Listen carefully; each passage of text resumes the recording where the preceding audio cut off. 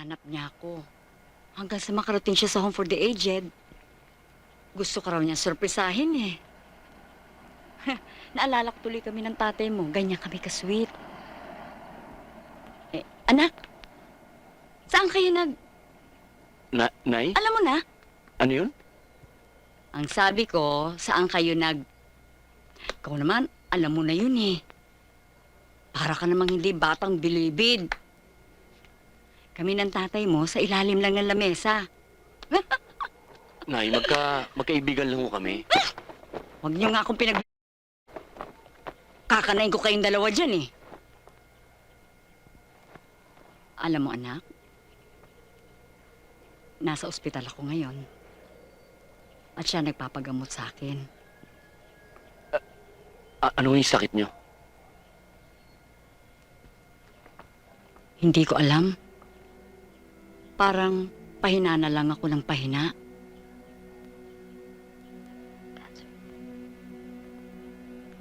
Anak, ikaw pa ba yan? Anak, umiiyak ka ba? Hindi po. Angel? May check-up pang nanay mo eh. Kailangan na naming umalis. Oo, anak. Nay, wala po akong masasabi sa inyo kundi mahal na mahal ko kayo. Mahal na mahal ko kayo. Mahal na mahal kita, anak. Talagang hindi kita pinabayaan. Tandaan mo yan. Kapalaran lang talaga ang naging kalaban ko.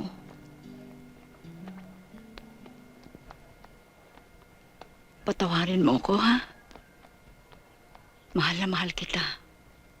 Mahal na mahal kita.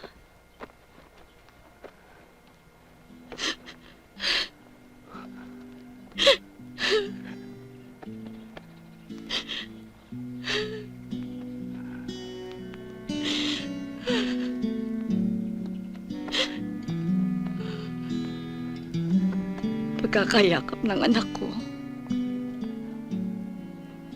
palagay ko, hindi na kami magkikita. Angelica, salamat! Angelica, salamat!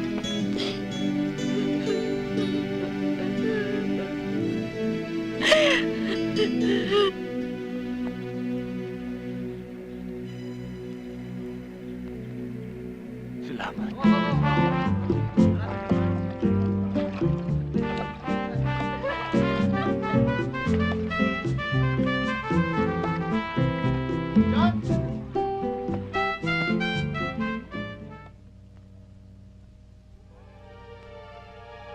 Yum, yum, yum.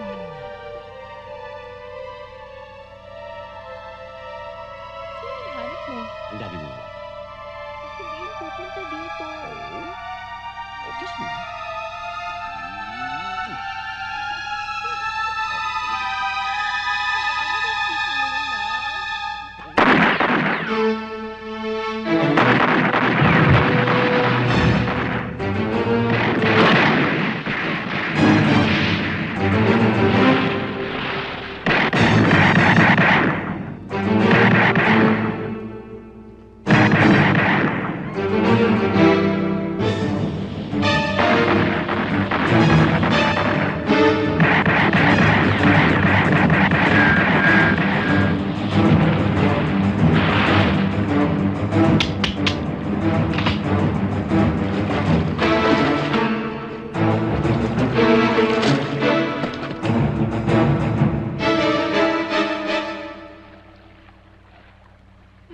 Oh, bakit ka naman nakabuhol sa akin? Hello? Paano ko habulin yun? Hindi ako marunong lumangoy eh. Oh? Oo. Oh, ay di bubuhol din ako. Sige. Ber, pabuhol nga, pabuhol nga. Ayoko na niya. Mula nang ininjeksyonan mo ako, lalo lang akong humina. Nasaan ba ang doktor ko? Nasaan ba si Dr. Villar? Bakit hindi ko na siya nakikita? Kailangan mo yung iniksyon. Makakabuti sa'yo yan. O sige. Tanganan mo ako at nang hindi mo maramdaman.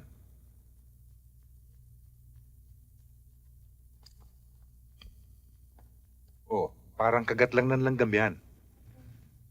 O, sige nurse. Pagkatapos niyan, higa mo na siya para makapagpahinga. Pahinga na naman. Kagigising ko lang eh. Osmundo, sana intindihin mo paghahanap sa aking anak. May pakiramdam ako na buhay pa siya. Hindi totoong patay na siya tulad ng sinasabi ng mga dyaryo. Ibalik mo siya sa akin. Gusto ko magpaliwanag sa kanya. Kahit nag-asawa ako muli, mahal ko pa rin siya. Naniniwala din akong buhay pa siya. Kumikilos ang aking mga tauhan, pati na yung mga kaibigan ni Gilbert. Matatagpuan din natin siya.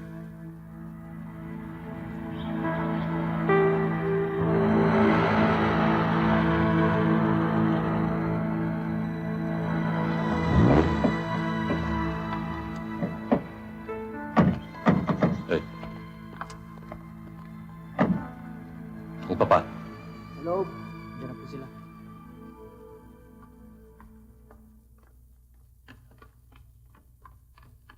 Ano ang ginawa mo, Kevin? Nasaan ang... Kinalagan ko na ng tali sa leg pa. At ayon na rin sa utos mo, ay gagamitin ko siya para matuntong kung saan nagtatago si Monique. Hindi tayo dapat magkamali sa mga kilos natin, Gilberto. Kung ayaw mong pare-pareho tayong pulutin sa kangkungan, kailangan kumilos ka para mawala yung Monique na yan.